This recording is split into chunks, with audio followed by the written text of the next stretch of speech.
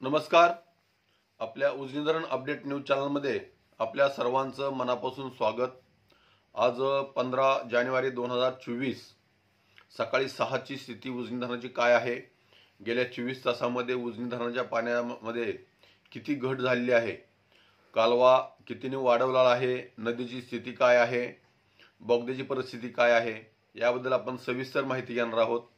आज सकाळी 6 वाजता उजनी धरणाची एकूण पाणी पातळी 491.420 मीटर, तर एकूण पाणी साठा हा 1881.29 दशलक्ष घनमीटर अर्थात 66.43 TMC.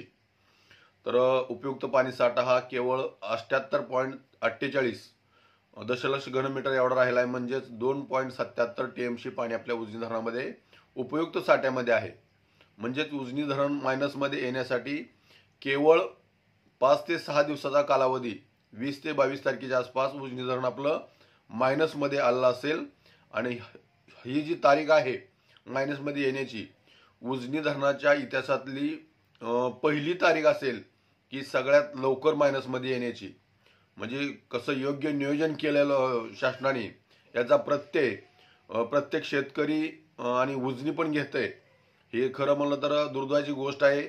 आपण ह्यांचा शहाणपणा आपण अनुभवतोय आणि आणखी किती अनुभव लागणार आहे याचा विचार करण्याची गरज आहे.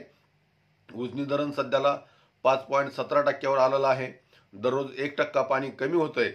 तर बाष्पीभवनाचाही वेग कालच्यापेक्षा वाढलेला आहे. आता इथून पुढे वाढत जाणार, कारण जशी उन्हाची तीव्रता वाढेल तसं बाष्पीभवनाचा वेग वाढणार आहे. काल 5.03 होता, तो आज 5.26 मिलीमीटर एवढा झालेला आहे. आणि सिनामाडा उपसा सिंचनमधून 297 चालू आहेच. दहेगाव उपसा सिंचनमधून 120 क्युसेकचा विसर्ग चालू आहेच. कालव्यामधून पहिल्यांदा 500, परत 1000, 1500, 2000 असं 2500 क्युसेकचा विसर्ग सध्याला उजनी कालव्यातून चालू आहे. आणि नदीमध्ये 3000 क्युसेकचा विसर्ग, म्हणजेच त्यामध्ये 1600 क्युसेक्स पॉवर हाऊसमधून आणि 1400 क्युसेक्स डायरेक्ट 4 मोऱ्यातून असं 3000 क्युसेकचा विसर्ग नदीतून चालू आहे. खरं तर आता पाणी पोचलं असेल, मग पाणी बंद करण्याची गरज आहे नदीतली, परंतु पाणी बंद का होत नाही याचा हा प्रश्न त्यांना विचारणं गरजेचं आहे. आणि दुसरी गोष्ट अशी की बोगद्यातून जे पाणी चालू आहे सध्याला 270, काल परवा 200 होतं, परत 250 केलं, परत नंतर 200 केलं, आज 270 क्युसेकचा विसर्ग केला. परंतु त्या भागातील शेतकरी तक्रार अशी आहे, माडा आणि करमाळा या मतदारसंघात पुरतंच हे पाणी सोडलेलं आहे. पुढं सीना नदी वर असणारे बंधारे, नद्या कोरड्या पूर्ण पडलेल्या आहेत. त्यांची पाण्याची मागणी आहे, पण तिथपर्यंत हे पाणी पोचत नाही.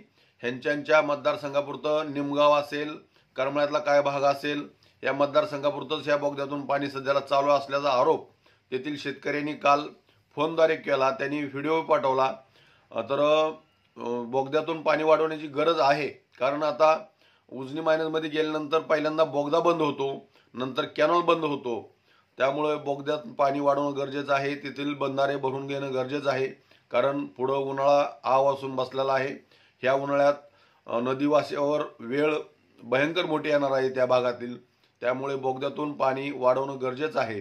जसं नदीला कॅनॉलला सोडलं तुम्ही, नियोजन नसताना, कालवा सल्लागार समितीची बैठक घ्यायची गरज नसताना कालव्याला पाणी सोडलं, तसंच बोगद्यालाही पाणी सोडावं.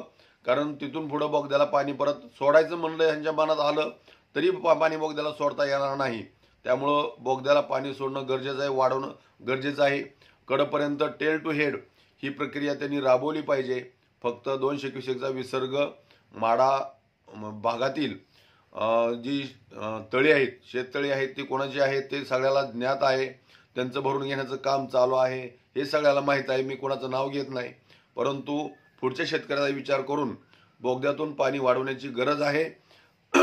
तसं शासनाने बोगद्यातलं पाणी वाढवावं आणि प्रत्येक शेतकऱ्यापर्यंत, त्या नदीच्या बंधाऱ्यापर्यंत ते बंधारे भरून घेतले पाहिजेत. कारण किमान शेतीला राहू द्या, पिण्यासाठी जरी पाणी किमान त्यांना राहील. तर अशाच उजनीच्या ताज्या घडामोडीसाठी, ताज्या अपडेटसाठी आपल्या उजनी धरण अपडेट न्यूज चॅनलला लाईक करा, सबस्क्राईब करा, शेअर करा. उजनी धरण अपडेटसाठी बेंबळेहून सिद्धेश्वर शिंदे. धन्यवाद.